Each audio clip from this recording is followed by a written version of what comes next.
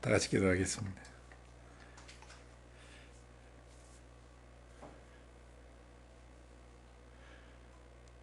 아버지, 오늘도 우리를 한자리에 모아주셔서 고맙습니다. 나그네 세상길을 가는 동안 하늘의 하나님이 우리 육체와 마음속에 들어오셔서 성령과 말씀으로 우리를 인도해 가시니 감사합니다. 아버지, 우리의 목자십니다. 푸른 초장과 실만한 물가로 우리를 날마다 인도해 주시고 우리의 영혼을 소성시켜 주시는 아버지십니다. 아버지, 그 이름의 명예를 위하여 의의 길로 우리를 인도하시며 우리가 사망의 음침한 골짜기로 다닐지라도 해받지 않게 하시고 주의 지팡이와 막대기로 우리를 안위하시는 아버지십니다. 아버지, 오늘도 아버지 하나님께서 우리 속사람을 성령과 말씀으로 세워주시고 우리의 생각, 감정, 의지 속에 배어들었던 모든 죄의 잔재들과 죄의 찢기들과 죄의 씨앗들을 십자가에 다 못 박아주시고 우리를 자유케 하신 것을 감사합니다. 오늘도 성령 안에서 우리의 속사람이 자녀답고 일꾼답고 지도자다운 그 원형을 회복받기 원합니다. 아버지 하나님 말씀으로 우리의 생각을 다시 교정해 주시고 우리의 감성체계와 의지체계를 창조의 원형으로 다시 견고케 세워 주시옵소서. 오늘도 말씀의 지혜와 말씀의 지식과 말씀의 능력과 영감을 부으셔서 우리 각 사람이 성령과 말씀 안에서 온전히 세워지는 시간 되게 하여 주시고 조국 대한민국 교회와 북한 땅 지하교회와 온 세상 나라와 민족 속에 흩어져 있는 전 세계 예수 공동체 가족들을 성령과 말씀으로 축복하여 주시되 각 사람이 오늘도 선포되는 이 말씀을 통해 세워지게 하시고 예수의 형상으로 빚어져 가게 도와주시옵소서. 말씀을 들을 때 모든 귀신의 결박들이 끊어지게 하시고 모든 어둠들이 뿌리 뽑히게 하시며 모든 저주가 떠나게 하시고 질병들이 치유되게 하시고 모든 상한 것들이 싸매지는 역사가 일어나게 해 주시옵소서. 온 세상 나라와 민족 속에 있는 전 세계 예수 교회를 아버지 하나님 성령과 말씀으로 세우셔서 그 가정들과 나라와 민족과 도시들을 회복시키는 성령의 위대한 전사들로 위대한 마지막 시대 추수꾼으로 사용해 주시기를 기도합니다. 감사합니다. 특별히 선교사님들 주님 기억해 주시고 위로해 주시고 격려해 주시고 성령의 권능을 덧입히셔서 표적과 기사가 거룩한 종 예수 이름으로 그분들을 통해 현장에서 나타날 수 있도록 역사해 주시며 유튜브와 유스트림을 통해서 말씀을 듣는 모든 지체들의 심령과 그들의 가정과 자녀들 위에도 동일한 역사가 일어나게 하여 주옵소서. 감사하고 예수님의 이름으로 기도드리옵나이다. 아멘. 감사합니다. 오늘은 두 군데를 좀 읽겠습니다. 먼저는 마태복음 8장 14, 15절을 읽으시고 그 다음에 누가복음 4장 38절에서 39절 말씀을 같이 읽도록 합니다. 같은 내용인데 조금씩 관점들이 다른 부분들이 있어서 함께 읽습니다. 마태복음 8장 14, 15절. 예수께서 베드로의 집에 들어가사 그의 장모가 열병으로 앓아 누운 것을 보시고 그의 손을 만지시니 열병이 떠나가고 여인이 일어나서 예수께 수종 들더라. 아멘. 누가복음 4장 38, 39절입니다. 시작. 예수께서 일어나 회당에서 나가사 시몬의 집에 들어가시니 시몬의 장모가 중한 열병에 붙들린지라. 사람이 저를 위하여 예수께 구하니 예수께서 가까이 서서 열병을 꾸짖으신데 병이 떠나고 여자가 곧 일어나 저희에게 수종드니라. 아멘. 오늘 예수님이 다루신 질병은 열병입니다. 열받치는 병입니다. 사람의 생명을 위협하고 죽일 수 있는 열병입니다. 우리는 계속해서 마태복음을 통해서 예수님의 사역자 되심과 예수님의 지도자 되심을 배워가고 있습니다. 성령이 쓰시는 사역자 예수, 성령이 쓰시는 직임자 예수, 그 다음에 성령이 쓰시는 지도자 예수. 정말 하늘의 하나님이 당신의 영으로 붙잡은 사람. 예수님은 말씀이 육신을 입고 사람으로 지금 서 계시기 때문에 우리와 똑같은 육체를 가지고 계신 분이십니다. 하나님 아버지께서 성령으로 그 사람의 육체를 사로잡아서 하늘에서 하나님이 쓰시고자 하는 일꾼이 어떤 사람이고 하늘에서 하나님이 쓰시고자 하는 지도자가 어떤 사람인가를 우리 예수님 통해서 완전하게 계시해 주셨습니다. 이제 선교 현장으로 가셔야 되는 여러분들이 어떤 사역을 하고 어떤 지도력을 발휘할 것인가, 오늘 본문을 통해서 지도자란 어떻게 사역을 해야 되는 사람인가를 보셔야 되고, 어떤 내용으로 사역하고 그 사역의 결과 어떤 역사가 일어나는가를 잘 보셔야 됩니다. 지지난주, 그러니까 직임 59번 때 문둥병을 다뤘습니다, 예수님께서. 그리고 지난주 직임 60번째에 중풍병을 다루셨습니다. 오늘 61번째 직임자 사역자 61번에서 주님은 열병을 다루십니다. 문둥병은 사람의 눈알이 빠지고 코가 문드러져 구멍만 남고 그 다음에 수족이 손가락 발가락이 떨어져 나가면서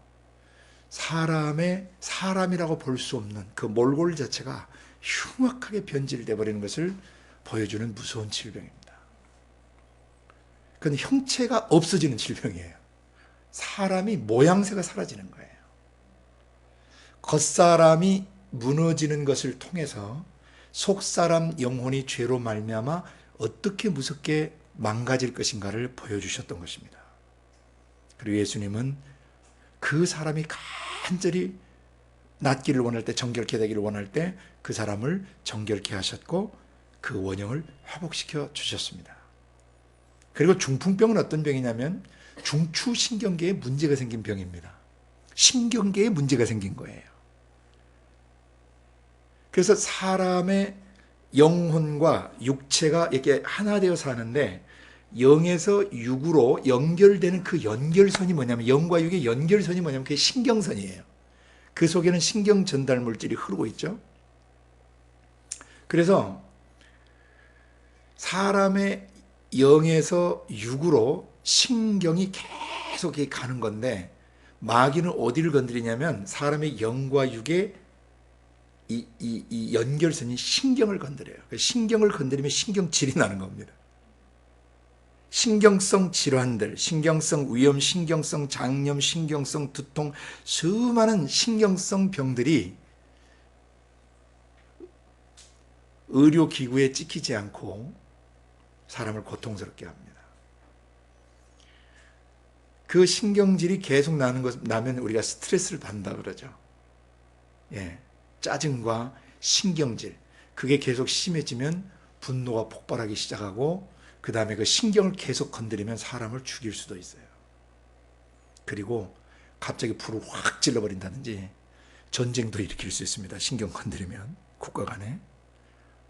그러니까 마귀는 사람이 죄를 짓게 될 때, 하나님의 말씀을 떠나 살게 될 때 그 사람의 신경을 집요하게 공격하는 것입니다.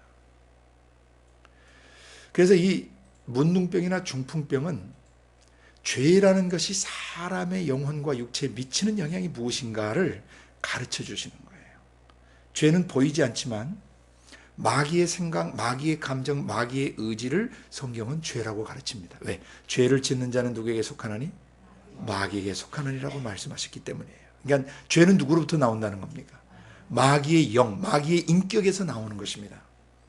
그 마귀의 영에서 나오는 것들은 여러분이 육체로 살아오면서 충분히 경험했습니다.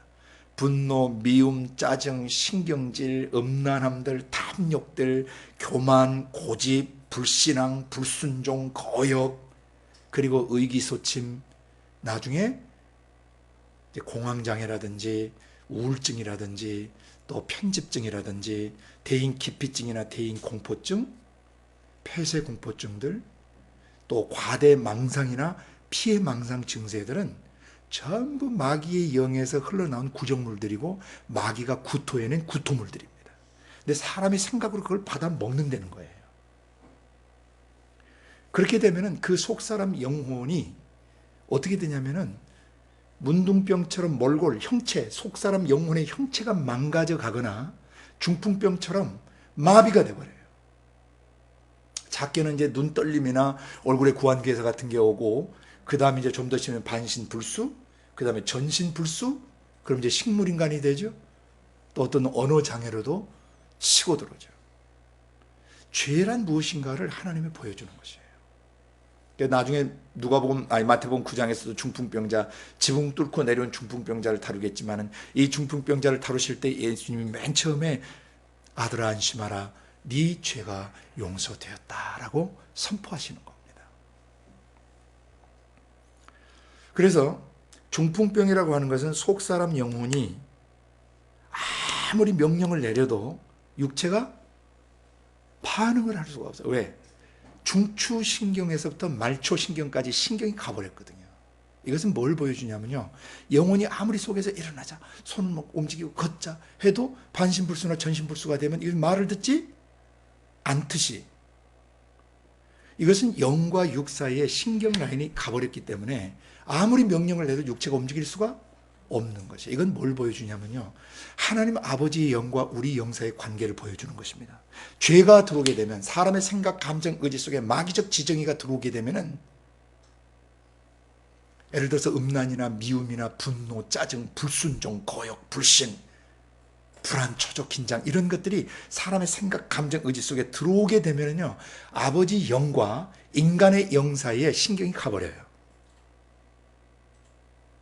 그러니까 마치 하나님은 우리에게 뭐가 같으냐면 중추신경과 같으신 분이에요. 우리의 영은 뭐가 같고 말초신경과 같은 존재예요. 그러니까 중추신경에서부터 말초신경까지 이게 사인이 와야 우리 속사람 영혼이 움직이면서 우리 육체를 움직이게 되는 거거든요. 근데 하나님의 영으로부터 우리 영의 감각을 일깨워주고, 우리의 지각, 감각, 시각, 청각, 후각, 미각, 촉각, 오각, 이 five senses, 오각의 감각기관을 움직이게 하는 것은 성령님이세요. 하나님이세요.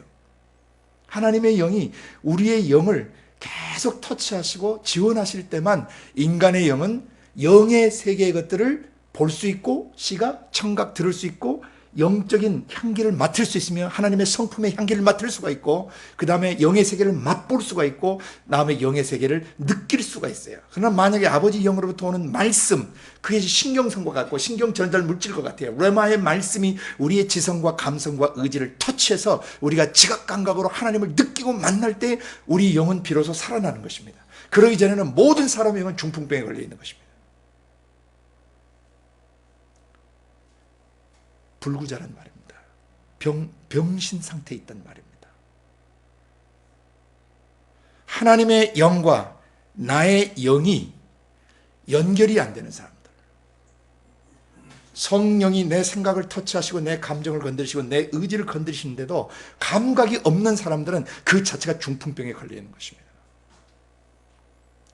예수님은 백부장과 같은 따스한 심령에, 그리고 믿음이 강한 그런 지도자, 남을 배려할 줄 알고 또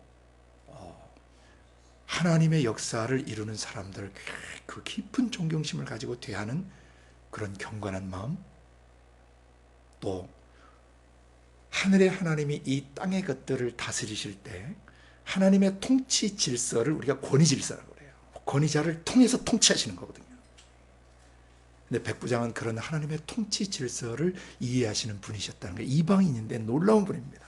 자기의 직업인 군인된 직업을 통해서 그 원리를 깨달은 거예요. 질서를 깨달은 것입니다. 통치 질서를. 바로 그런 사람들. 그러나 그 백부장의 가장 중요했던 핵심은 병든 영혼을 향한 긍휼과 자비의 마음이 있는 지도자였다는 것과, 그 다음에 믿음이 그 시대에 이스라엘 중에서도 찾아볼 수 없을 만큼 엄청나게 강한 믿음, 굳센 믿음을 가진 분이셨다는 거예요. 하나님은 그런 지도자를 원하시는 거예요. 그리고 오늘 예수님이 여기서 지금 이제 우리가 보았던 열병을 다루시는데요. 여러분, 육체적인 열병을 통해서 뭘 보셔야 되겠어요? 이 속사람 영혼이 열병 걸리면 어떻게 되는가를 깨달으셔야 돼요. 이건 학습도감이에요. 근데 열병이라는 것은 일반적으로 우리가 그 장티푸스라고도 해요. 장티푸스, 열병에서 연병 걸렸다 그런 게 있잖아요. 장티푸스 장질부사라고도 설명을 하는데, 열병은 비단 장티푸스만 있는 게 아니고 콜레라도 있고 그 외 많은 질병들이 아프게 되면 뭘 동반하죠? 열을 동반하는 질병들이 있어요. 보통 체온에서 36.4도에서 한 37.2도까지는 정상 체온으로 봐요. 근데 열이 37.5도를 넘어서고 그것이 2, 3일 이상 진행되면은 뭔가 병원균에 감염이 됐다는 거죠. 뭔가 이 열이 뻗치게 되는, 이 사람이 열이 확 달아오르기 시작하는데, 이것은 뭔가 병원균이 들어왔다는 얘기예요. 근데 되게 많은 질병들 우리가 다 다룰 수 없지만, 이 장티푸스나 콜레라의 특징들을, 이 열을 동반하는 이런 병들, 결핵 같은 것도 열을 굉장히 동반하죠. 학질 같은 거, 막 한여름에도 이불을 뒤집어 쓰면서 막 오한이 나서 떠는 이런 상태, 이런 발작 증세를 잘 보셔야 된다는 겁니다. 왜? 육체에 나타나는 모든 증세는요, 속사람 영혼의 상태를 그려주는 것입니다. 특별히 장티푸스 같은 경우는 살모넬라 균에 의해서 일어나는 일종의 장염이죠. 장염이 일어나, 세균이 들어와서 변비가 일어나고, 또 고열, 설사, 그 다음에 복부의 통증, 그 다음에 온몸이 어떻게 되죠?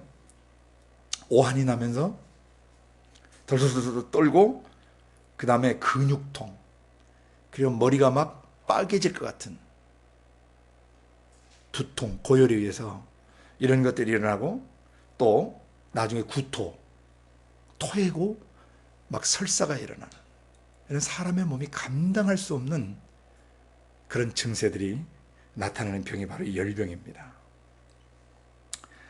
막 머리도 지끈거리고 말이죠. 빙빙 돌고, 한 번쯤 열병에 걸려보신 적들이 있죠. 예.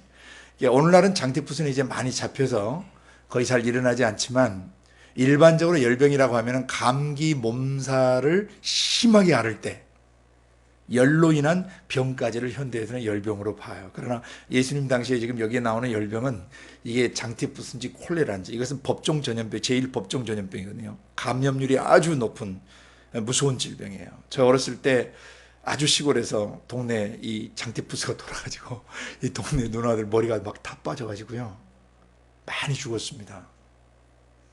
머리가 하나도 안 남아요. 열에 의해서 이게, 이 올인데 이게 다 뽑히고, 또 한 번 콜레라가 돌아가지고 많은 사람이 죽었습니다.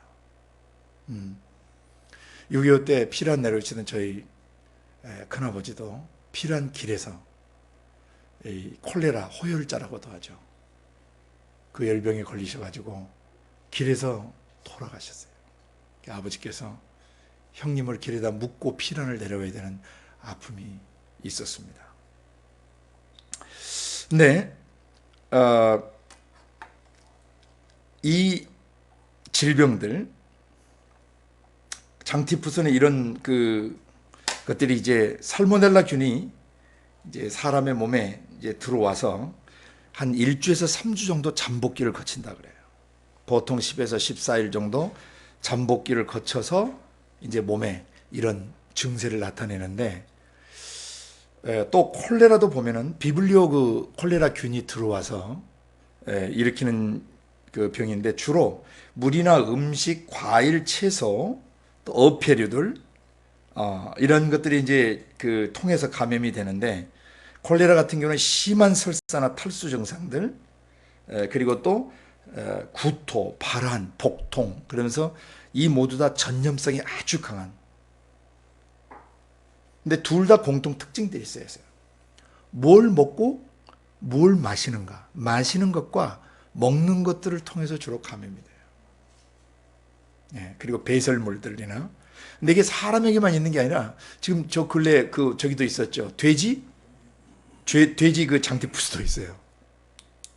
돼지가 그 짐승에게도 이 병이 들어가면은 한 2, 3일간 잠복기를 거쳤다가 돼지 같은 경우 어디에 들어가면은 갑자기 이 열이, 돼지의 체온이 확 증가하면서 돼지가 먹던 것을 안 먹기 시작하고, 식욕이 상실되고, 호흡이 곤란해지고, 혈변을 보게 되고, 그 다음에 돼지가 이렇게 잘 걸어다니 비틀비틀 보행하기가 어려운 증상들이 돼지에게서 나타나고, 그 다음에 코나 주둥이에 벌겋게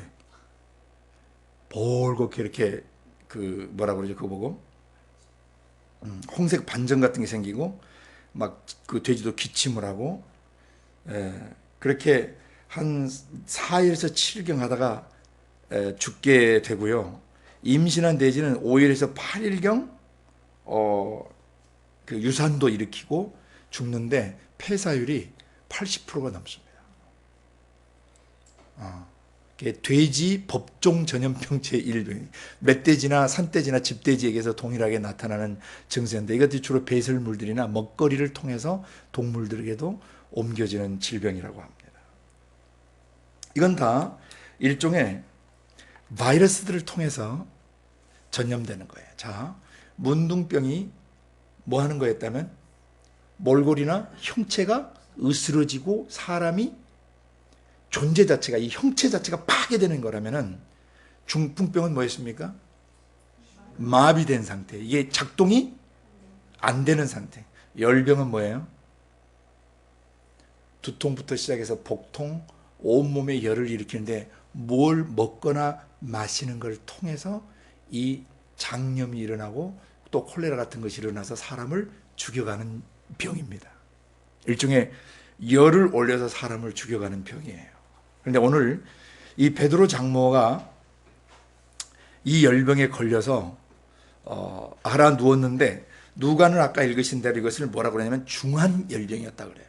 High fever, 고열, 그러니까 생명을 위협하는 열병이었습니다. 이 병이 무엇인지는 구체적으로 나오지가 않습니다. 그렇지만 생명을 위협하는 열병에 걸려 있다는 것을 보여줍니다.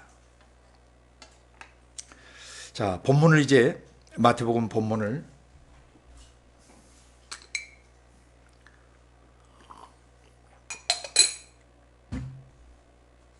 보시길 바랍니다. 14절입니다. 예수께서 베드로의 집에 들어가셨다. 그리고 두 번째 예수님 뭐 하셨습니까? 베드로 장모가 열병으로 앓아 누워 있는 것을 보셨습니다. 세 번째 어떻게 하셨습니까? 그의 손을 만지셨습니다. 그러자 네 번째 어떻게 됐습니까? 열병이 떠나가는 역사가 일어났습니다. 그리고 마지막 다섯 번째, 여자가 일어나서 뭐 했습니까? 예수님께 수종드는 결과가 나타났습니다. 이것을 누가는 예수님이 회당에서 나오셔서 베드로의 집으로 갔다고 기술하고 있습니다. 그 회당은 뭐냐면 가버나움 회당입니다. 예수님 최초의 사역을 가버나움에서 하셨는데, 그 가버나움 회당 설교를 할 때 더러운 귀신이 소리 지르면서 떠나가는 역사가 일어났죠. 권세 있는 새 교훈이라고 사람들이 깜짝 놀랐습니다. 그리고 나서 예수님이 누구네 집에 들어가셨다는 거예요. 나와서 그 일을 일으키시고 나와서 어디로 가셨어요? 베드로 장모 시몬의 집에 들어가셨는데, 그 시몬의 장모가 심각한 열병에 붙잡혀 있었다라고 증언하고 있습니다. 그 사람들이 주변에서 예수님께 간청했다고 되어 있습니다. 누가복음은. 그러자 예수님께서 가까이 서셨다고 되어 있습니다. 그리고 열병을 뭐 하셨어요? 꾸짖으셨다고 되어 있습니다. 그랬더니 그 순간 병이 떠나버렸습니다. 그러자 여자가 곧 즉시 일어났습니다. 그리고 예수님과 함께 온 사람들에게 수종을 들었다. 뭐 먹을 것도 챙겨주시고 마실 것도 챙겨주는, 방금 전까지 고열로 죽어가던 사람이 그 즉시 온전케 돼가지고 수종드는 것을 보여주었습니다. 지난 시간 마태복음 8장부터 전체를 다뤄갈 때 중요한 전제가 있다고 그랬습니다. 전 복음서를 요약 정리하실 때 요한복음 14장 10절부터 14절까지 주님이 말씀을 하셨는데, 그 14장 10절 11절에 뭐라고 되어 있었습니까? 내가 아버지 안에 있고 아버지께서 내 안에 계신 것을 믿으라 했죠. 만약 믿지 못하겠거든 나를 통해서 나타난 그 일들, 그 사역들을 보고라도 아버지가 내 육체 안에 함께 계시다는 것을 믿으라 했던 것이죠. 그때 예수님이 굉장히 중요한 증언을 하십니다. 무슨 증언을 하시냐면은 내 아버지께서 내 안에 계셔 그의 일을 하시는 것이라고 말씀하십니다. 예수님의 육신을 통해서 누가 일하시는 겁니까? 하나님 아버지께서 당신의 영을 예수님의 육체 가운데 거하게 하셔서 예수님의 육신을 통해서 무슨 일을 하시는 거예요? 열병을 고치셨고 중풍병 상태 신경이 나가버린 사람을 신경을 회복시켜서 일으켜 주었으며 오늘은 이 열병을 주님이 고쳐주시는데 아버지 하나님이 어떻게 일하시는가를 잘 보셔야 된다는 겁니다. 사역자들은, 지도자들은. 자, 마태복음 중심으로 봅니다. 예수님께서 베드로의 집에 들어가셨다. 여기에 집은 이제 큰일 났다는 보고가 왔겠죠. 문제의 현장입니다. 어떤 문제가 있는 현장입니까? 열이 올라서 지금 그 생명이 위독한 상태의 현장입니다.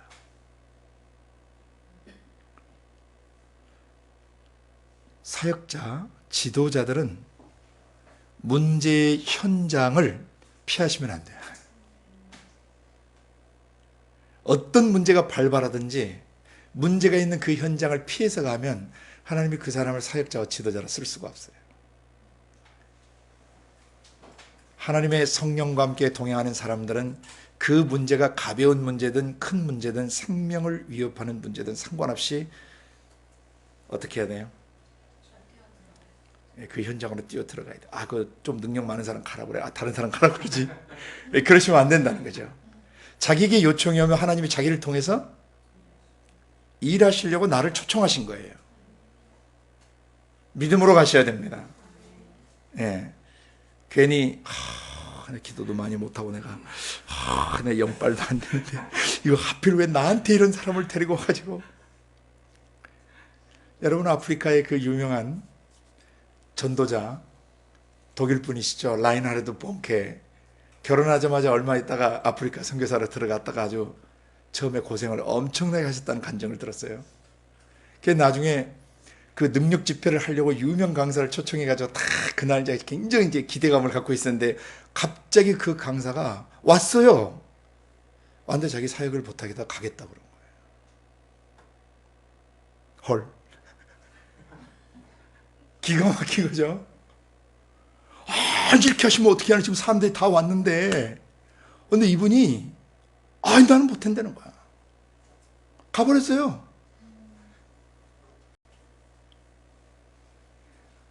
자기는 그런 경험을 한 번도 해본 적이 없어요. 그래서 그날 막 오기도 나고 화도 나고 하는데, 하나님 이게 도대체 이게 뭐 하는 일입니까 이게 하면서 어떤 강사는 자기 해야 될 거 아니에요. 그날이 바로 아프리카 검은대륙의 전도자 유명한 라인하르드 본케가 탄생되는 날이었습니다. 성령께서 본케를 통해서 그대로 역사를 일으키셨어요. 지금도 여러분 유튜브 들어가서 보세요. 100만에서 300만 명이 예수를 영접합니다. 근데 누가 우리말로 저걸 자막을 좀 옮겨주면 좋은데 또 저 작업은 또 안 하더라고요. 예. 미국에도 본부를 두고 움직이세요. 14살 때 하나님이 아프리카로 부르셨어요. 근데 집안에서 자기가 제일 좀 이렇게 별 볼 일 없는 그런 아들이었다 그래요. 형이나 이런 굉장히 똑똑하고, 그런데 자기는 별 보려고 띠라고 좀 그런 상태였는데 아버지께서 목회자셨어요. 14살 때 하나님께서 자기가 아프리카로 가라고 말씀을 하셔서, 그런 12년 뒤에 결혼하자마자 아내가 아프리카를 갔다가 몇 년간 처음에 고전을 면치 못한 시간을 보내다가 나중에 이제 그런 하나님의 성령의 능력이 나타나기 시작했습니다. 저도 마찬가지입니다. 한국에서 그런 보이지 않는 눈들을 뭐 뜨게 하거나 귀 막 열게 하거나 그런 거 말하게 하거나 그런 것을 해본 적이 없는데, 선교 현장에 들어가서 공산주의 막 끝나고 불가리아 안에 딱 들어갔을 때 성경에서 본권이 있으니까 사람들이 저에게 기도를 해달라고 요청할 때 과감하게 대시하고 들어갔죠. 왜? 이게 뭐 일하고 안 하시고는 하나님이 하시는 거고 나는 기도할 수 있는 거니까. 그때 하나님께서 한 20여 개 지역을 순회 전도를 한 첫 바텀 안식년 마치고 올 때까지 하나님이 정말 많은 역사들을 일으키셨습니다. 거의 눈이 보이지 않던 그 할머니 기도했을 때 할머니가 보인다 소리치면서 곁에 귀가 안 들리던 사람들 귀가 뚫리는 역사들이 일어나고, 반벙어리 애들이 더듬이가 말을 하고 또 말을 못하던 애가 예수님 하고 말을 하면서 엄마가 옆에서 기절하기도 하고, 그 다음에 또 이 야뇨증 있는 애들이 또 와가지고 기도해달라고 꼬맹이들이 치유받고, 또 중풍병자들이 손잡고 일어나 걷고, 온몸이 막 비틀려가던 이 사람들이 예수 그리스도의 이름으로 명했을 때 제자리로 돌아오는 것을 보게 하셨습니다. 죽어가던 사람들에게 복음을 전하고, 그 지역을 떠난 뒤에 몇 개월 그 지역을 다시 갔는데 이 할아버지가 거의 병원에서도 포기해서 시커멓게 타 죽어가고 있었는데, 그 기도를 우리가 드린 뒤로 그 사람이 갑자기 회복이 돼가지고 제가 가서 그 할아버지하고 기념 촬영도 한 사진도 있어요. 사역자는 생명이 위도박은 현장이나 온갖 종류의 질병들 앞에 직면해 섰을 때 그 문제의 현장에서 뒤로 물러서시면 안 돼요. 하나님이 내 안에 보게 하시고 내 앞에 보게 하시고 나하고 만나게 하시면 백부장처럼 말씀만 하시면 이 사람이 살아날 수 있다는 믿음을 가지고 다시 하고 들어가셔야 돼요. 아멘. 대신 복음 전신을 명확하게 하고 그 사람에게 예수 이름의 능력, 살아계신 하나님의 능력을 증거하고, 그 사람에게 또 하나님을 알 수 있도록 소개를 하고, 불신자들인데 예수 그리스도의 복음을 전하고 그 자리에서 기도했을 때, 잊혀지지 않는 마을이에요. 세세메스라는 마을인데, 그 마을에서 이 한 자매가 완전 꽈배기처럼 몸이 비 꼬인 이런 사람이에요. 왜 그랬는지 모르죠. 일단 복음을 듣게 하라 그랬어요. 막 땡볕에서 복음을 전했으니까 여름에 동네 그 마을 들어가서 복음을 듣게 하고, 나중에 자매에게 예수 그리스도를 영접시키고 구원의 확신을 갖게 하고, 그 다음에 예수님이 당신의 이 죄와 질병을 위해서 십자가에 죽으셨다. 믿느냐? 자매가 믿는데 예수 이름으로 명하노니 모든 팔은 풀려지고 제자리로 돌아올지어다. 몇 차례 이제 우리가 소리치면서 귀신을 쫓아내고 이 사람을 자유롭게 풀어놓는데 이 자매 팔이 여기까지 내려왔어요.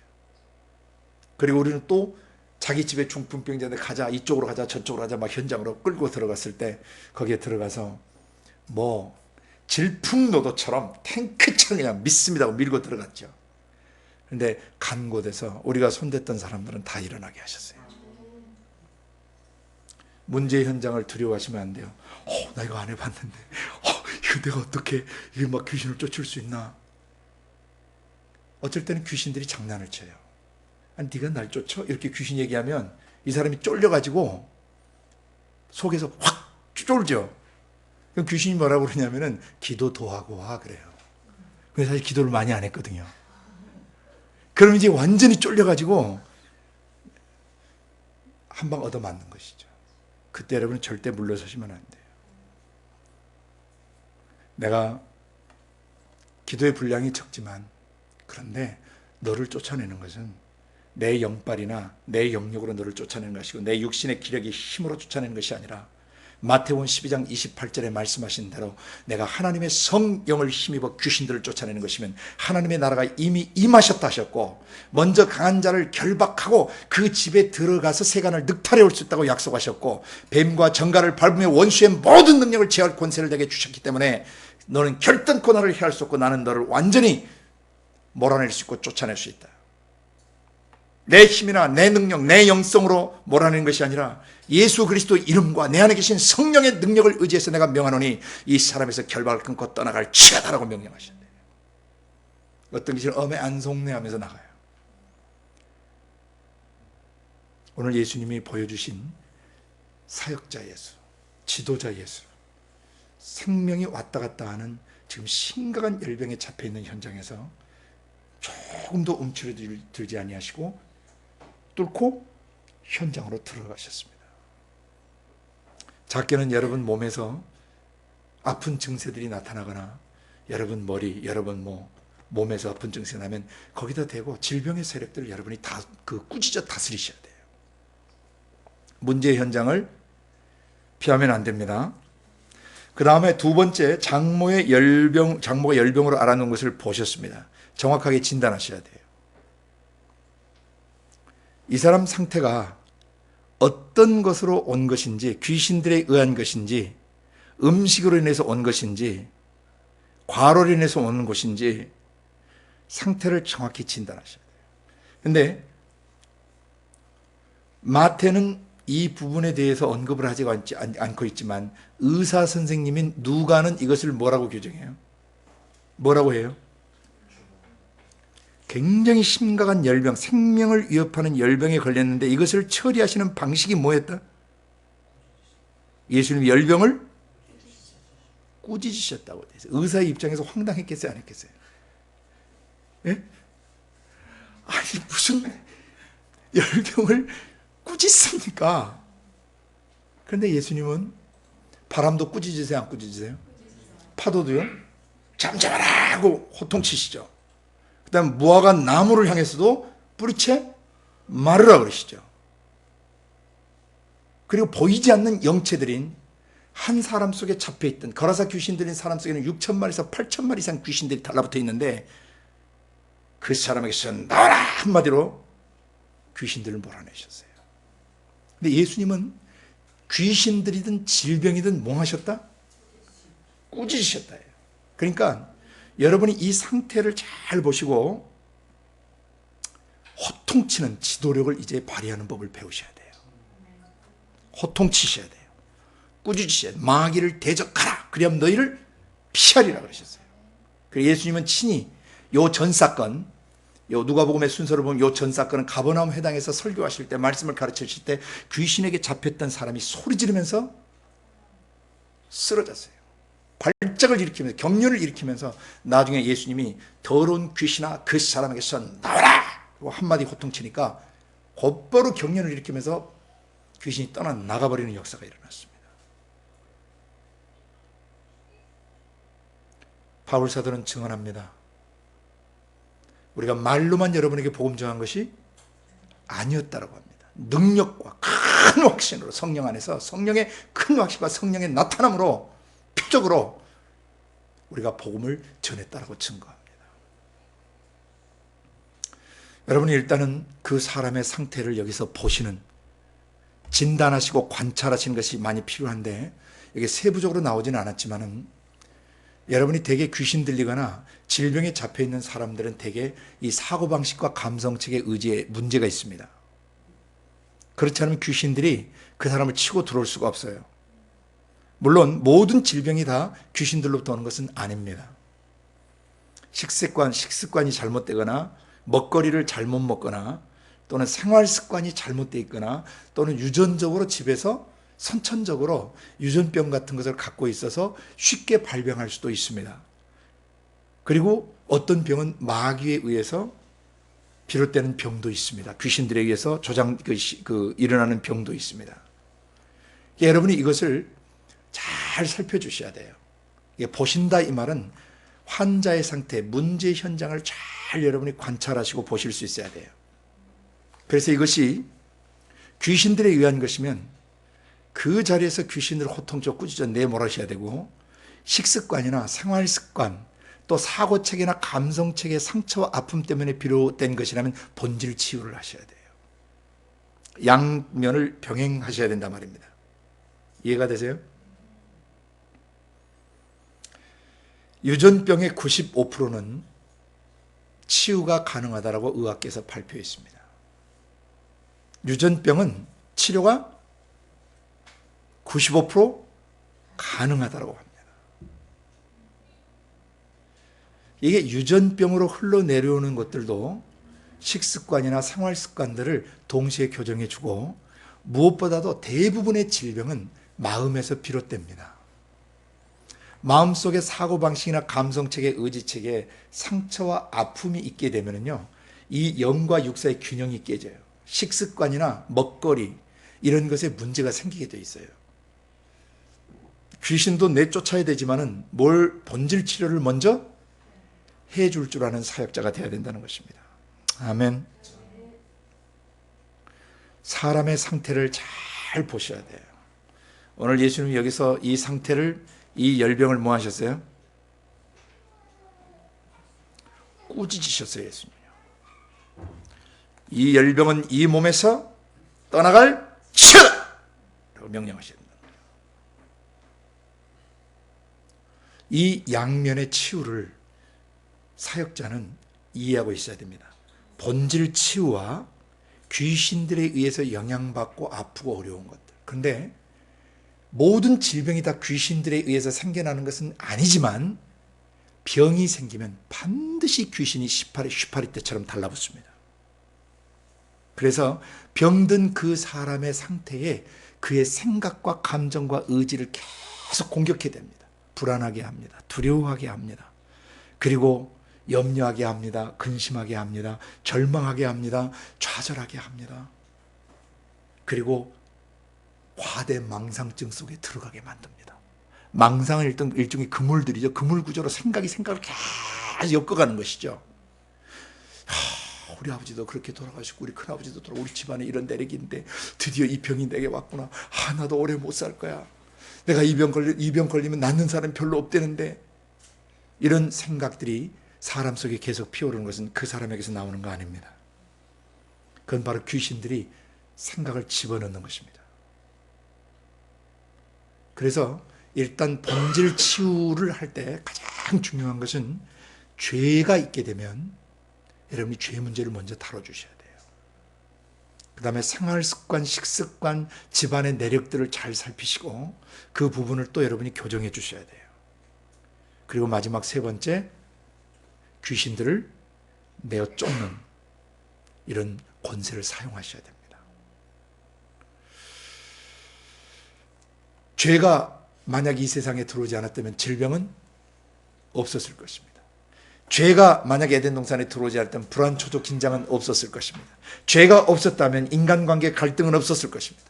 죄가 만약 없었다면 하나님과 우리 사이에 영적 감각이 끊어지지 않았을 것입니다. 그리고 사람과 사람 사이의 교감도 끊어지지 않았을 것입니다. 사람과 사람 사이의 소통이 되는 이런 선들도 끊어지지 않았을 것입니다. 죄가 들어올 때 죄를 짓게 한 마귀를 헬라말로 디아볼로스라고 하는데, 디아볼로스에서 영어의 데블, 마귀가 오는데 이 마귀라는 낱말 뜻을 잘 이해하셔야 돼요. 디아라는 말은 through, 관통하던 헬라어 디아에서 온 거예요. 볼로스는 to separate, 분리시키다는 뜻이에요. 그러니까 둘 사이에 뚫고 들어가서 분리시키는 자, 이간자가 원래 마귀라는 뜻입니다. 낱말 뜻입니다. 데블, 디아볼로스. 그리고 그 쫄개들, 다이모니아, 그래서 영어의 디몬, D-E-M-O-N, 디몬은 헬라어 다이모니아에서 온 거예요. 단수로도 쓰이고 복수로 쓰이고 귀신의 영들이에요. 마귀 대장과 함께 타락한 천사들이 바로 이 변질된 영체들인 것입니다. 사악하고 더러운 영체들이에요. 그래서 사람의 어떤 삶의 환경을 더럽히고 오염시켜서 결국 뭐를 유발하는 거죠? 질병을 유발시키는 것입니다. 병 자체가 직접적으로 마귀가 오진 않는다 할지라도 병은 모든 병과 문제는 뭐가 들어오므로? 죄가 이 세상에 들어오므로 모든 변질이 일어나고 질병이 일어나고 파괴가 일어났던 것입니다. 그렇기 때문에 뭘 다뤄야 되는 것입니까? 그렇습니다. 그 죄를 다루시기 위해서 하나님 자신이 말씀이 육화돼서 육신을 입으시고 오셔서 십자가에 죽으신 것입니다. 바로 사역자는 어떤 질병이나 문제가 생길 때 그 사람 속에 숨어있는 죄나 해결되지 않는 죄가 있는지를 반드시 살펴야 돼요. 초창기에 이런 귀신을 내쫓는 축사 사역을 할 때 많은 문제들이 일어나는 것을 봤습니다. 80대 초에. 경험이에요. 구원의 확신이 없는 사람들에게서 귀신을 쫓게 되면은 여러분이 엄청난 전쟁을 하게 됩니다. 그래서 반드시 십자가의 복음이 정확하게 전달된 뒤에 자기 생각, 감정, 의지 속에 들어온 마귀적 인격들, 마귀적 성향들, 그 다음에 그로 인해서 자기 속에 생긴 위장병이나 장들이나 간질환이나 신체의 모든 질병들, 이것을 예수님이 십자가에서 우리의 지정의 속에 들어온 어떤 인격적인 부분들이나 그 잘못된 인격을 근간으로 해서 생겨난 몸의 질병까지 예수님이 십자가에서 완전히 처형해 버리셨다는 복음을 전해줘야 됩니다. 육체의 질병뿐만 아니라 마음속의 상처와 아픔과 눌림, 더러움들까지 십자가에 완전히 처형해 버리셨다는 것을 믿게 도와줘야 합니다. 그리고 나서 귀신들을 쫓고 병자들을 위해서 기도해야 합니다. 예수님이 십자가에서 죄 문제를 해결하신 뒤에 병을 낫게 하신 거거든요. 아멘. 그래서 어떤 현장이든지 두려워하지 말고 문제의 현장으로 뛰어들되, 두 번째 그 상태를 잘 살피는데 죄의 문제를 항상 다루시고 식습관과 생활습관과 환경을 꼭 다뤄주시고, 그 다음에 뭘 집어먹었는지를 잘 다뤄주셔야 돼요. 육체적으로 먹거리도 문제가 있으면 몸에 문제가 생기지만 영적으로도 생각으로 먹거든요. 이 생각에 뭘 받아 먹었는가를 잘 살피셔야 돼요. 지금 오늘 이 열병은 먹는 거, 주로 장티푸스나 콜레라 같은 것은 먹고 마시는 것에 의해서 사람의 생명을 위협하는 그 열병이 생겨난 것입니다.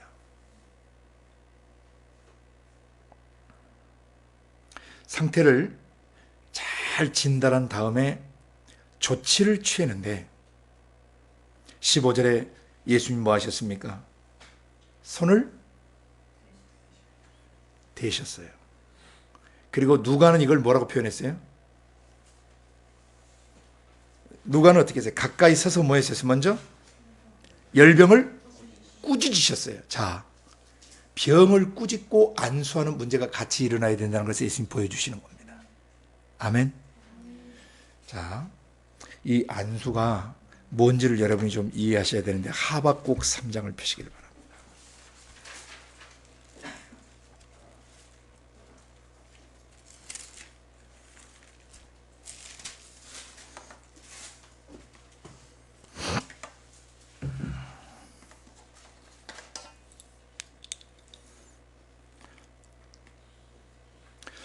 하박국 3장 원래 4절을 보려고 하는데요, 1절부터 제가 읽겠습니다. 하박국 3장 4절을 볼 겁니다. 시기 어느 수에 맞춘 바 선지자 하박국의 기도라. 이건 어떤 기도냐면, 이 하박국이 그 시대 당시를 보고 너무너무 마음이 아프고 마음이 상해가지고 하나님께, 하나님 뭐 하시는 것입니까? 그러니까 하나님께서 1차 응답에 뭐라면 내가 손을 본다. 근데 두 번 그 손을 보는데 어떻게 보느냐? 저 바벨론을 불러가지고 내가 손을 보겠다. 하나님, 저 나쁜 놈들, 저 불의한 놈들을 데려다가 하나님이 심판하시는 겁니까? 두 번째, 그러니까 하나님이 그 놈도 내가 손을 반드시 본다. 내가 도구로 사용했다. 그러면 손을 본다. 그러니까 너는 불의와 불법, 이것으로 인해서 더 이상 마음 상해하지 말고 나의 주권적 통치 가운데 뭐하라? 거하라 라고 말씀하신 거예요. 그러자 세 번째, 3장에서 지금 하박국이 그에 대한 이제 찬양 고백을 하는 것이에요. 뭐라고 기도했냐? 하박국의 기도가, 여호와여, 내가 주께 대한 소문을 듣고 놀랐습니다. 여호와여, 주는 주의 일을 이 수년 내에 부응케 하옵소서. 손보시겠다는 그 역사를 빨리 이루셔서 사람들이 하나님과 함께 날아오르게 하여 주시옵소서. 그런 의미를 담고 있는 것입니다. 진노 중에라도 긍휼을 잊지 마옵소서. 하나님이 대만에서부터 오시며 거룩한 자가 바란 산에서부터 오시도다. 셀라. 그 영광이 하늘을 덮었고 그 찬송이 세계에 가득하도다. 이 하박국의 영이 열렸어요. 그래서 영광의 주님이 어떻게 임재하시는가를 지금 자기 기도 가운데서 뭐 하는 겁니까? 인지하고 인식하는 것입니다. 네 번째 보십시오. 하박국이 본 계시입니다. 그 광명이 뭐 같고? 그분의 영에서 나오는 광채가 햇빛과 같고, 광선이 뭐에? 그 손에서 나오더라. 여기다 밑줄을 좀 끄시길 바랍니다. 예수님의 손에서는 뭐가 나와요? 치유의 광선이 나옵니다.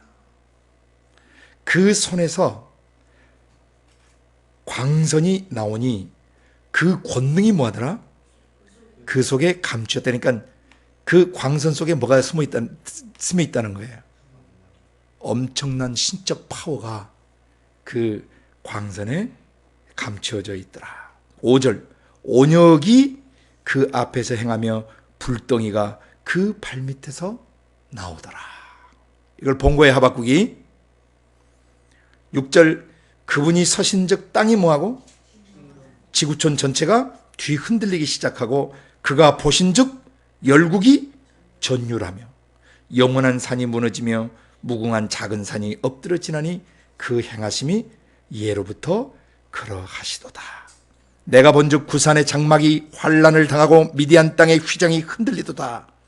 여호와여 주께서 말을 타시며 구원의 병거를 모시오니 하수를 분이 여기심이니까 강을 노여하심이니까 바다를 대하여 성내심이니까 주께서 활을 꺼내시고 살을 바로 발하셨나이다. 셀라. 주께서 하수들로 땅을 쪼개셨나이다. 산들이 주를 보고 흔들리며 창수가 넘치고 바다가 소리를 지르며 손을 높이 들었나이다.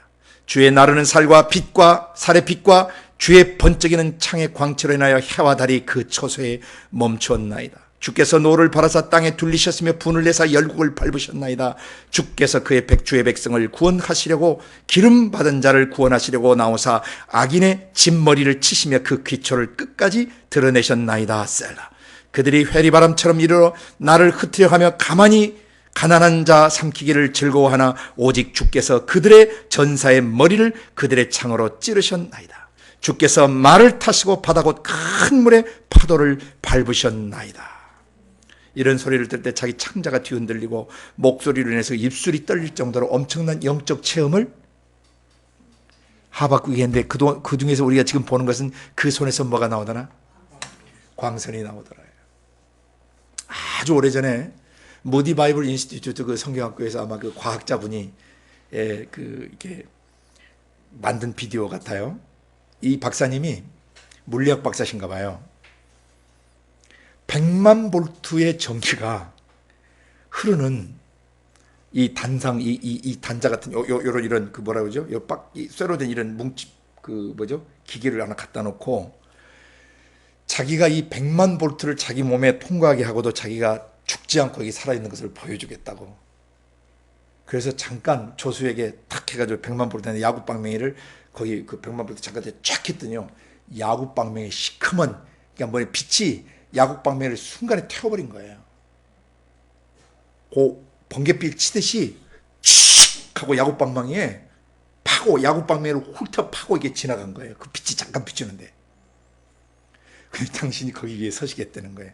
단상의 높이는 제 허리 좀 아래쯤 되는 높이예요. 높이인데 이분이 거기를 딱 올라가시는데 뭐 하냐면 손에 골무, 바느질 할 때 골무 있잖아요.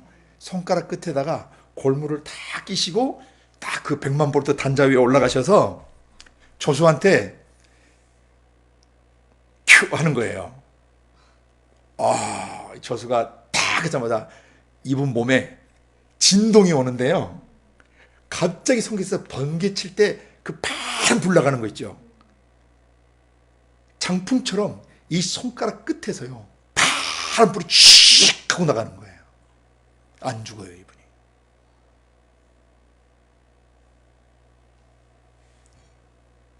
이 몇백 볼트만 찍어도 감전되어서 죽을 수 있거든요. 100만 볼트예요. 그러면서 뭐라고 설명을 하는데 제가 정확히 잘 이해를 못 하겠는데 한마디로 이런 거예요. 이 100만 볼트의 전류가 흐르는데 사이클이 있대요.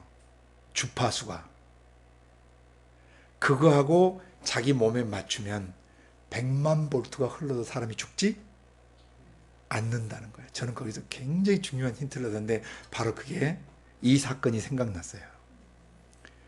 베드로 장모의 열병을 고치실 때 예수님이 손댔다는 것과 12살 난 죽어버린 12살 난 그 야이로의 딸의 손을 잡아 일으키시는 것과 또 나중에 베드로와 요한이 사도행전 3장에서 성전 미문에 나면서부터 안증뱅이 됐던 그분의 손을 잡아 일으키는 순간에 이 불구 나면서부터 안증뱅이 된 그 다리가 부지직 일어서면서 그는 걸었네, 뛰었네, 찬양했네 하는 역사가 일어나요.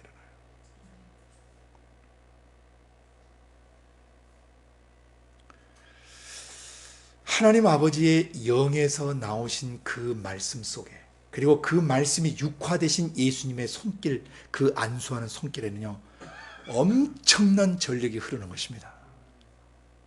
이 비밀을 이해하셔야 됩니다. 단순히 손을 잡아 손을 만지셨다가 아니에요.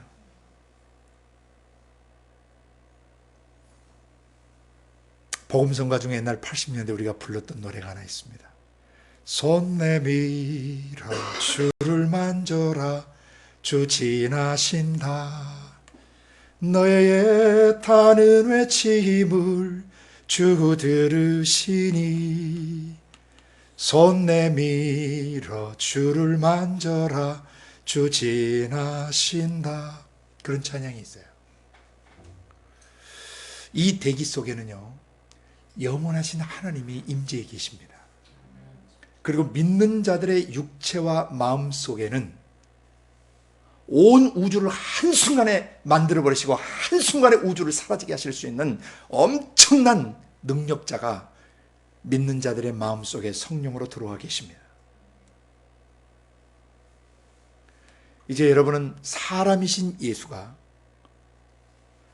자기 안에서 일하시는 아버지의 성령을 의지하고 열병으로 죽어가는 사람에게 손을 댔을 때 어떤 역사가 일어나는지를 지금 보고 계시는 것입니다.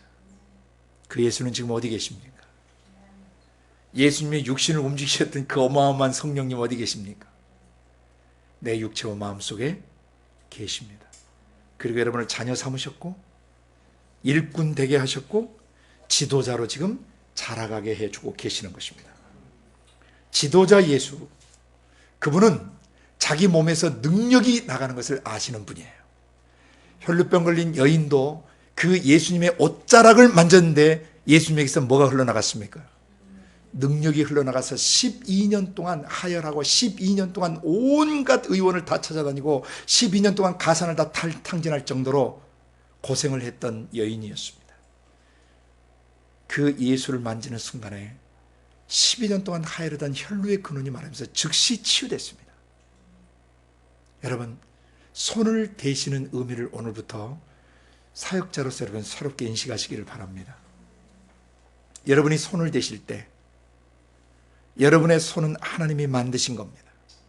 내게 선물로 주셨지만 내 것이 아닙니다. 내 손발, 내 눈, 내 귀, 내 입은 다 주님의 것입니다. 주님, 당신의 것을 당신에게 들으시오니 오늘 저를 통해서 역사하시옵소서. 나를 통해서 흐르시옵소서. 저도 믿음으로 손을 얹을 때 거룩한 종 예수의 이름으로 표적과 기사가 나타나게 하여 주시옵소서. 손을 내밀어 친히 병을 낫게 하여 주시옵소서. 이게 사도행전 4장에 있었던 초대교회 성도들의 기도였습니다. 오늘 여러분도 문제의 현장에 들어가서 그 문제를 잘 진단하고 살핀 다음에 그 문제의 현장에 대고 뭐 하시라?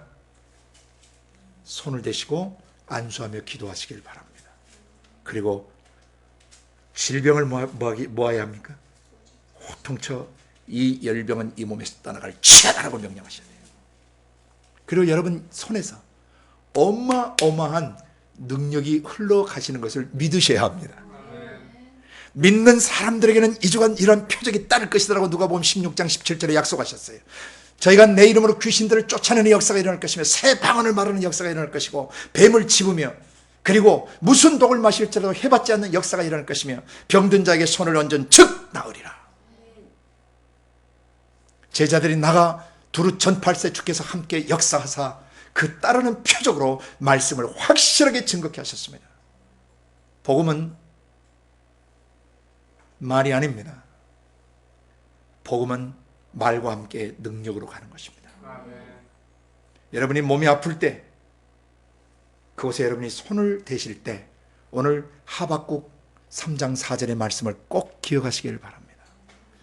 예수님은 말씀이 육화되신 분으로서 자기가 손을 얹을 때 어마어마한 하늘의 능력이 자기를 통해서 흘러나가는 것을 믿으셨습니다. 이것은 어떻게 경험하게 되는가? 여러분 속사람 영의 생각과 감정과 의지 속에 죄의 잔재들이 다 뽑혀야 합니다. 여러분이 영혼의 할례가 이루어져야 합니다. 여러분 생각을 덮고 있고 생각을 묻고 있고 생각을 짓누르고 있고 생각의 불길이 타오르지 못하도록 성령의 불을 꺼버리는 죄들을 여러분이 뽑아내시고 파괴시키시고 파멸시키고 자복하고 회개하실 때 여러분 속사람이 정결하게 될 때 그만큼 안에 계신 성령의 능력은 여러분을 통해서 자연스럽게 흐르게 됩니다. 아무리 큰 능력이 나타나도 그 사람은 통로에 불과하다는 것을 잊어서는 안 됩니다.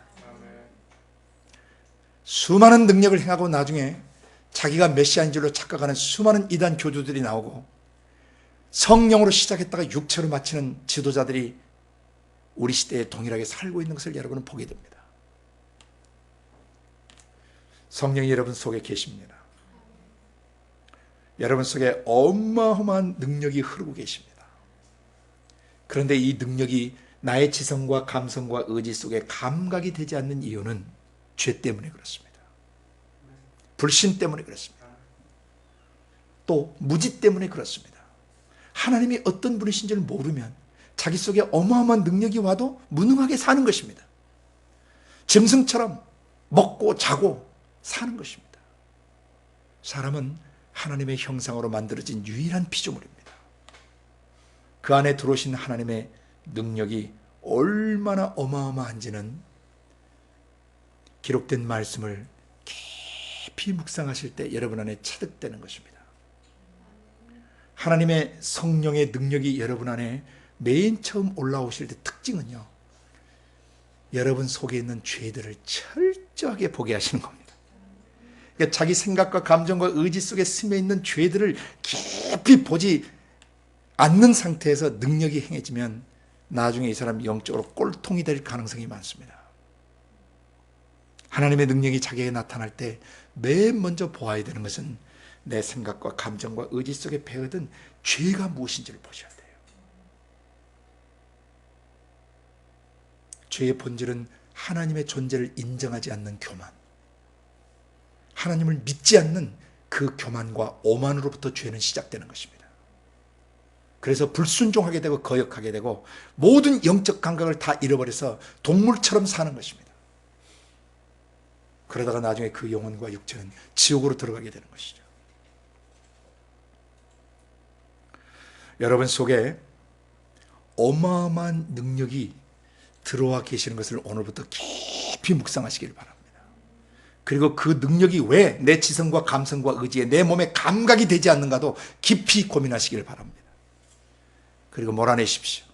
불신앙을 몰아내십시오. 불순종을 회개하십시오. 그리고 성령님 솟아오르시옵소서, 나를 가득 채우시옵소서, 충만하게 하옵소서, 그리고 내게서 흘러가시옵소서. 나의 입술을 통해서 흘러가시고 눈빛을 통해서 얼굴 표정을 통해서 내 손발의 동작 안수를 통해서 하나님 흘러가시기를 원합니다. 찰스 피니 부흥시대 때 찰스 피니가 지나가면 일하던 그 아주머니가 그 죄성이 드러나가지고 그 자리에서 거꾸러지면서 엎어지면서 회개하는 역사가 일어나요. 우리의 삶이 진행되는 현장에서도 이런 역사가 일어나기를 원합니다. 함께 머무는 동안 자기 속의 죄성들이 드러나고 자기 속에 숨은 죄악들이 드러나고 문제점들이 드러나요. 만약에 이것이 해결이 안 되면 어떻게 되냐면 바이러스가 들어와서 뭘 일으키는 것처럼 장염과 콜레라와 장티푸스와 돼지 장티푸스 같은 걸 열병을 일으키는 것처럼 똑같이 여러분이 무엇을 먹거나 마시거나 마귀에게 속한 것들, 죄에 속한 것들, 탐욕들, 미움들, 음란들, 분노들, 짜증, 신경질, 이런 세균에 감염이 되시면 뭐가 나요? 열병 나서 죽어요.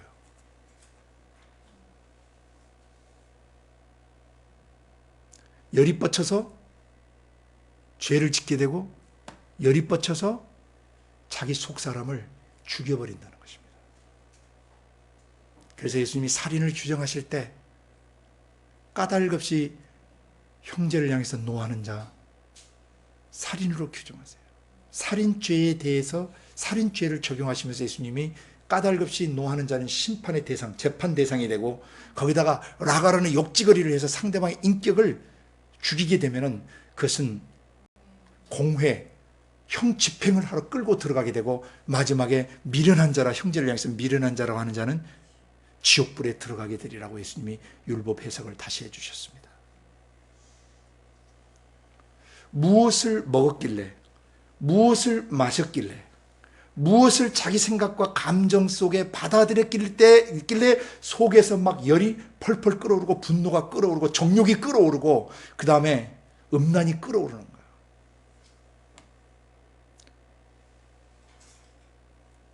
도박의 열정, 쾌락의 열정, 자기 영혼을 죽이는 열병에 걸려 있으면서도 그 병에 자기가 걸려 있는지도 모르는 채 살아가요. 열이 나가지고 계속 방황합니다. 자신의 영혼을 점점 죽여가고 함께 있는 사람들의 영혼을 죽여가는 것입니다. 전념성이 강합니다.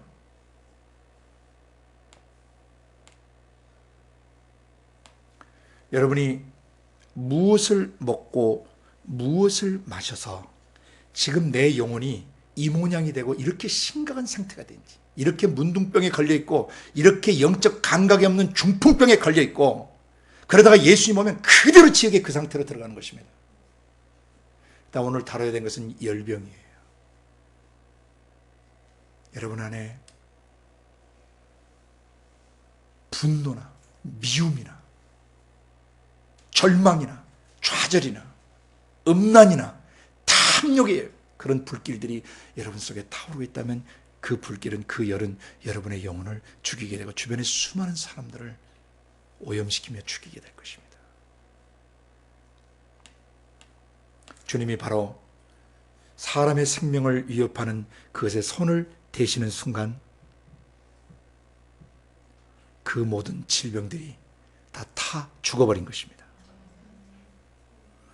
여러분도 여러분의 생각에 손을 대시길 바랍니다. 여러분 감정에 손을 대시길 바랍니다. 여러분 의지에 안수하실 수 있기를 바랍니다. 그리고 믿으시길 바랍니다. 능력이여 흐르시옵소서. 치유의 광선이여 흐르시옵소서. 번개처럼, 전광석화처럼 제 생각 속에, 제 감정 속에, 제 의지 속에 있는 열을 일으키게 하는 장티푸스 균 같고 콜레라 균 같은, 그래서 메스껍게 하고 내 머리가 터질 것 같이 만들고 어지러지게 만들고 방황성을 잃어버리게 만들고 구토가 일어나게 만들고 설사가 일어나게 만들고 영적으로 몸살을 앓게 만드는 이것들을 당장 죽이시고 태우시고 씻어 주시옵소서. 결과는 명확했습니다. 즉시로 깨끗해졌습니다. 그리고 다른 사람을 섬기는 사람으로 변화되었습니다. 성령이 쓰시는 지도자는 문제의 현장에 돌아가거나 피하거나 하지 않고 정면 충돌합니다. 피하지 않습니다. 들어가서 상태를 진단하고 진단이 됐으면 그 문제의 원인을 뭐 해야 합니까? 꾸짖고 호통치고 내모는데 손을 대신다는 걸 주의하셔야 돼요. 안수입니다. 그게. 손을 대는 순간 어떤 믿음을 가지셔야 한다고요? 내 안에 어마어마한 능력이 흘러 나간다는 것을 믿으시고 손을 얹으시게 되면 그 손에서 동일하게 광선이 나가게 하실 줄로 믿습니다. 제가 현장 사역하면서 안수를 했던 대부분의 사람들은 바로 그때 이런 치유의 광선이 나갔어요. 우리가 사이클을 맞춰야 돼요. 예수 보혈로 씻겨지고 정결하고 거룩한 심령의 사이클이 맞춰지면 100만 볼트 아니라 수천만 볼트의 신적 능력이, 권능이 나를 통해서 흘러나갈 때도 나는 조금도 손상 입지 않고 그 사람은 살아난다는 것입니다. 그래서 죽은 자를 살렸습니다. 풍랑을 잠잠케 했습니다. 파도를 잠잠케 했습니다. 그리고 죽어있던 사람들 예수님은 그 자리에서 일으키셨습니다. 그 권능이 오늘 우리 속에 계십니다. 사역자된 여러분과 제 속에 이 권능이 지금 살고 계십니다. 이 권능이 여러분의 속사람에게 뜨거운 불길을 일으키고 열정을 주시고 희망을 주시고 믿음을 주실 수 있도록 여러분 그 불을 끄시면 안 된다고 그랬죠. 데살로니가전서 5장 18절에 성령의 불을 뭐 하지 말라? 18, 19절 쭉 내려가면서 말씀하시잖아요. 항상 기뻐하라, 쉬지 말고 기도하라, 범사에 감사하라, 이는 그리스도의 손에서 너희를 향하신 하나님의 뜻이니라 하고 그 다음에 성령을 소멸치 말미할 때 그 원래 헬라어 동사가 불을 끄다라는 동사예요. 그러니까 뭘 끄지 마라? 안에서 타오르시는 성령의 불, 그걸 끄지 말라는 거예요.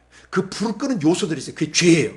죄가 들어오면 찬물을 끼얹어 버리는 것이에요. 불신이 들어오면 찬물을 끼얹어 버리시고, 불신이 있으면 능력이 나가지 못해요. 예수님 복음서에서 말씀하십니다. 그 마을 사람들, 고향 사람들이 믿지 아니함으로 하나님께서 큰 권능을 행하시지 못하시고 다만 소수의 병자의 안수에 고쳤다라고 돼 있어요. 여러분, 사역자 예수, 지도자 예수님처럼 여러분 속에 어마어마한 권능이 들어와 계시는 것을 인식하셔야 합니다.